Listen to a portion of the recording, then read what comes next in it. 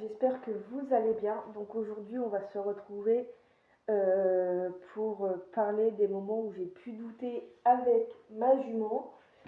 Donc il y a des moments où on parle moins. Si je regarde en bas, c'est parce que j'ai mon carnet avec mes notes. Il y a des moments où il y a des moments dont on parle moins, voire pas du tout. C'est des moments où tout ne se passe pas comme prévu, comme ce qu'on aurait voulu que ça soit. Quand j'ai acheté, ce qu'il faut savoir, c'est que j'ai acheté ma jument il y a maintenant 3 ans. Et ça a fait 3 ans le 4 février 2026. Et, euh, et en fait, quand je l'ai acheté, ce qu'il faut savoir, c'est que ma jument, elle n'est pas toujours facile, elle peut être un peu par moments délicate, etc. Donc, quand j'ai repris le travail avec elle, je pensais que ça allait être que du positif, que du calme, logique, j'ai envie de vous dire. Mais c'est que la vérité, c'est que parfois elle va paniquer, elle va partir en pression, elle va monter en pression, etc. Elle va tirer vers l'extérieur, elle va pas comprendre ce que je vais lui demander, et puis moi non plus en fait. Du coup, je vais pas comprendre pourquoi elle s'énerve comme ça. Et forcément, c'est dans ces moments-là que j'ai douté en fait. J'ai douté de ma façon de faire, forcément. J'ai douté de mes compétences, de travailler un cheval, de longer un cheval, etc. Je me suis même demandé si j'étais réellement à la hauteur pour elle, en fait, clairement, parce que il y a des moments où oui, c'était très dur. Il y a des moments où je finissais mes séances de longe en pleurs, en fait. Et ça a été quand même assez compliqué parce que on se demande toujours si on est toujours à la hauteur pour son cheval parce que tout simplement quand on aime son cheval on veut forcément bien faire, on veut être juste, on veut être rassurant, c'est le but aussi. Le but c'est que notre cheval soit rassuré en notre présence et pas nous fuir. Et parfois on se sent juste perdu dans ces moments-là. Clairement on est clairement perdu dans ces moments-là, et moi c'était le cas. Surtout au tout début, maintenant ça va mieux, mais au tout début que j'ai eu ma jument, le moindre problème où je sentais qu'elle avait une petite douleur quelque part, dès que je voyais qu'elle marchait pas bien et tout, et je demande à ma soeur, je fais regarde là, il y a un truc qui a pas l'air d'aller, etc.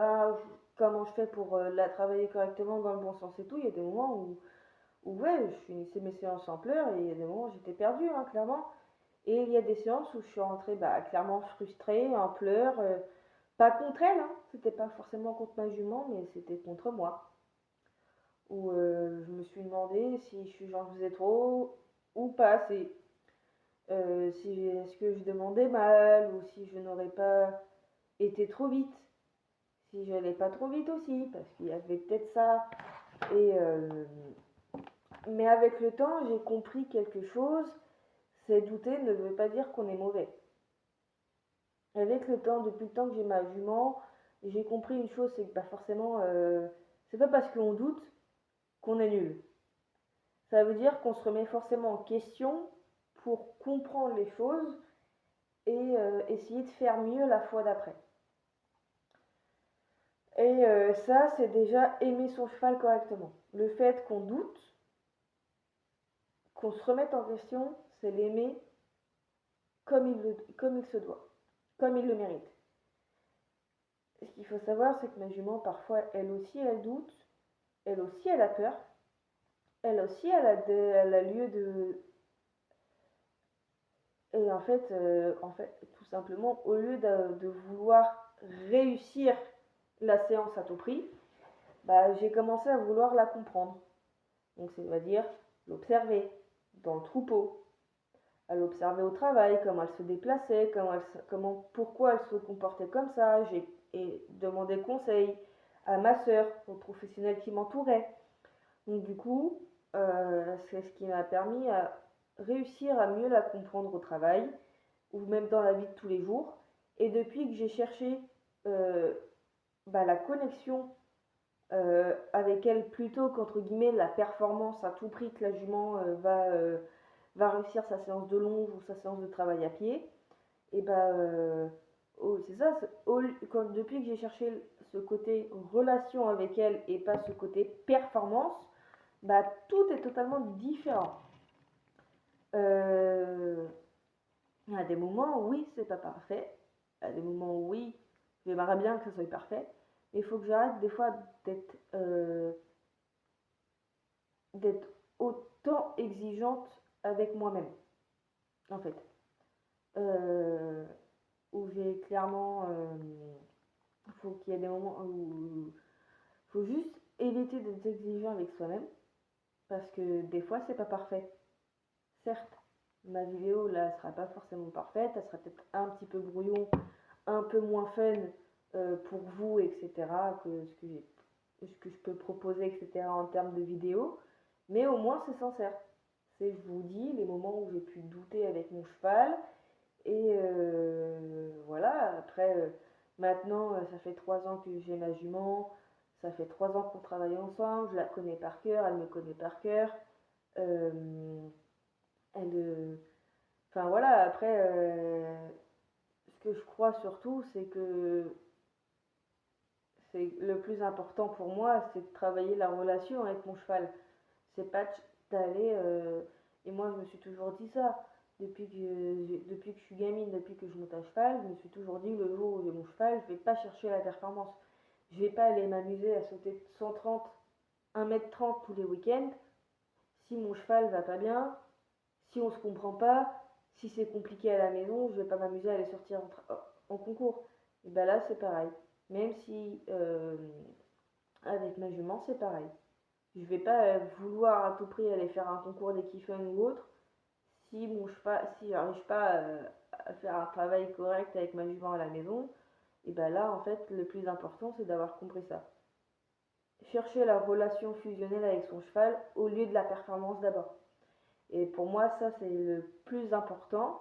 Et à partir du moment où chaque cavalier ou chaque propriétaire a compris ça, et ben, c'est le plus important. Ça sera pas la vidéo la plus parfaite, mais ça sera la plus sincère. Il y en aura d'autres, des vidéos sincères, mais là, pour le coup, je vous parle vraiment des moments où j'ai pu réellement douter avec ma jument les premiers mois où j'ai pu la voir. Et, et maintenant, en fait, quand je vois par où on est passé, d'où on est parti, d'en arriver là où avant ma jument ne venait pas du tout me voir quand j'allais la chercher au pré, et maintenant, dès qu'elle me voit, elle vient. C'est déjà arrivé qu'elle vienne au trot, voire au galop. Ça, avant, j'avais pas. Le fait qu'elle vienne me voir au trot ou au galop, il n'y avait pas. Je l'avais pas, ça. Maintenant, je l'ai. Et j'en suis si reconnaissante envers surtout ma jument, parce que on a traversé tellement de moments que du coup, bah voilà, c'est le plus important pour moi d'avoir réussi avec elle. Et je sais qu'on va encore réussir plein de belles choses. Et bien entendu, je vous partagerai tout ça, bien entendu, que ça soit ici sur YouTube ou sur Instagram en story ou en réel et tout ça. Bien entendu, je vous partagerai tout ça, que ce soit ici ou Insta, bien entendu. Donc voilà, j'espère que cette petite vidéo vous aura plu. Ça a été une vidéo bien différente de ce que je peux faire d'habitude, mais voilà, ça m'a permis de pouvoir vous dire les débuts avec mon cheval. Bien entendu, pour ceux où c'est leur premier cheval, qui achètent leur premier cheval, bah oui, c'est pas tout beau tout rose au début, mais au bout de quelques années, au bout de quelques temps, quand on voit où est-ce qu'on en est après, on est bien content d'en avoir galéré après pour que ça soit plus beau derrière. Donc n'hésitez pas à vous abonner, commenter et liker ces vidéos si elle vous aura plu. Et moi, je vous dis à la prochaine dans une nouvelle vidéo. Ciao, ciao.